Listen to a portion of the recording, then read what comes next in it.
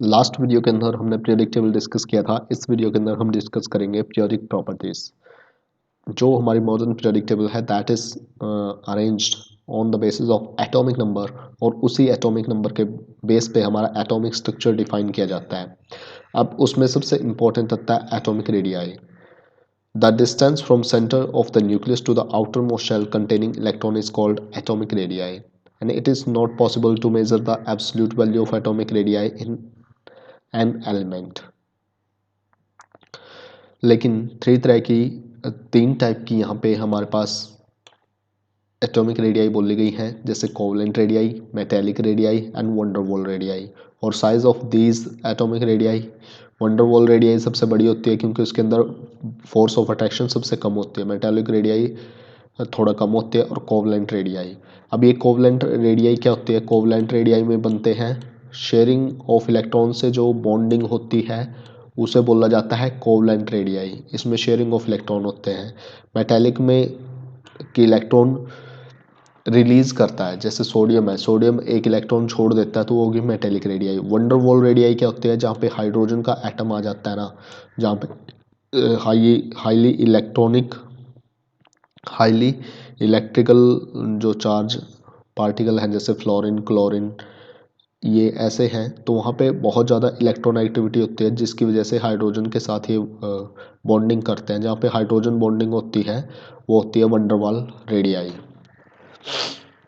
और जो हमारी atomic radii decrease from left to right in a period and increase in a group from top to bottom. इसके लिए एक यहाँ पे दे भी रखा है, जैसे कि जैसे जैसे हम नीचे चलते जाएंगे हमारा एटॉमिक स्ट्रक्चर बढ़ता चला जाएगा, क्योंकि हमारा एटॉमिक नंबर बढ़ता चला जाएगा तो नंबर ऑफ इलेक्ट्रॉन बढ़ते चले जाएंगे। इस वजह से जो हमारा आउटर ऑर्बिट है वहाँ पे हमारा जो साइज है, रेडियस है, वो बढ़ता चला जाएगा। इसी तरह से जब हम इस साइड जाएंगे, इस साइड ये हमारा सबसे छोटा एलिमेंट है और ये हमारा सबसे बिगेस्ट एलिमेंट है, क्योंकि यहाँ पे एटॉमिक नंबर हमारा बढ़ता जा रहा है। उसी तरह से यहाँ पे हमारी रेडियस, हालांकि यहाँ पे इलेक्ट्रॉन एक्टिविटी बहुत ज़्यादा है लेकिन उसके बावजूद भी यहाँ पे रेडियस हमारा बड़ा हो जाएगा। क्यों? क्योंकि number of electron are more as compare to this. उसी तरह यहाँ पे दिखा रखा है कि आयोनाइजेशन एनर्जी इस डायरेक्शन में बढ़ती है, ग्रुप की डायरेक्शन में, और इलेक्ट्रॉन एफिनिटी भी ग्रुप की डायरेक्शन में बढ़ती है। एटॉमिक रेडियस इस साइड में बढ़ता है और एटॉमिक रेडियस इस साइड में बढ़ता है।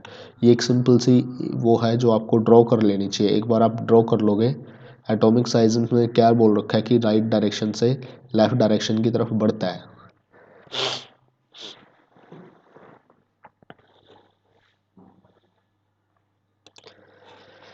आयनिक रेडियाई क्या होता है? जब एक हम आयन बना देते हैं या तो उसके अंदर इलेक्ट्रॉन जोड़ देते हैं, उससे एक इलेक्ट्रॉन निकाल देते हैं तो वो आयन बन जाता है, या पॉजिटिव आयन या नेगेटिव आयन। तो उसमें क्या इफेक्ट पड़ता है? Anionic ion is greater than atomic radii is greater than cationic ion.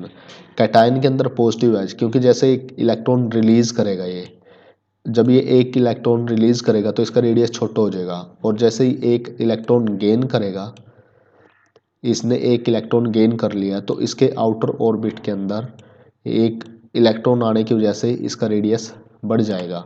यानी anionic radii is greater than cationic radii. Ionic radii decrease from left to right, left से right की तरफ ये घटती चली जाती है। Increase in a group from top to bottom. Ionization potential, ionization कोई भी एटम है, जैसे सोडियम है, सोडियम का एक ही इलेक्ट्रॉन हटाने के लिए हमें आउटर ऑर्बिट से कितनी एनर्जी लगेगी उसको बोलते हैं ionisation potential. Ionisation potential increase from left to right, increase from left to right in a period and decrease from top to bottom in a group. और यूनिट क्या है इसकी? किलो जूल पर मोल और electron volt per atom. Electron affinity क्या होती है? The energy release during addition of an extra electron in an isolated gaseous atom is called electron affinity. A G plus E, A minus G plus electron energy plus energy release. Chlorine has a highest EA value. Chlorine has highest EA value. The unit of electron affinity is kilojoule per mole और electron volt per atom. अब बात करते हैं हम electron affinity. Electron affinity increase from left to right in a period and decrease from top to bottom in a group. Electron affinity क्या होगी? Increase from left to right in a period and decrease from top to bottom in a group.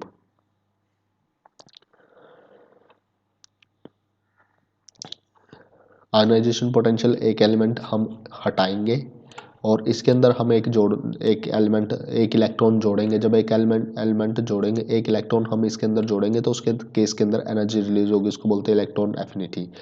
Electron activity, the relative electron attracting tendency of an element of an atom for a share pairing of electron in a chemical bond is called electron activity. It has no unit.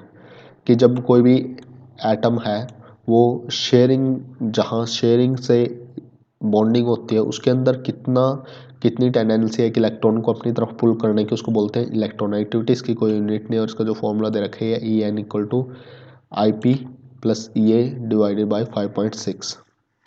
For ionic compound EN value is greater than 1.7, polar less than 1.7 और non polar compound के लिए EN value होती है 0।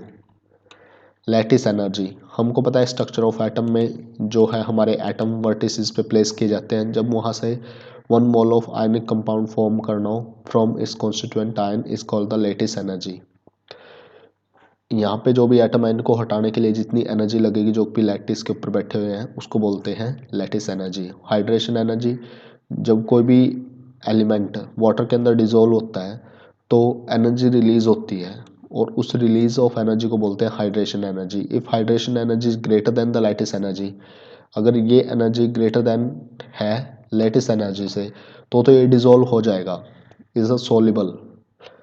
Otherwise जो compound है that is insoluble.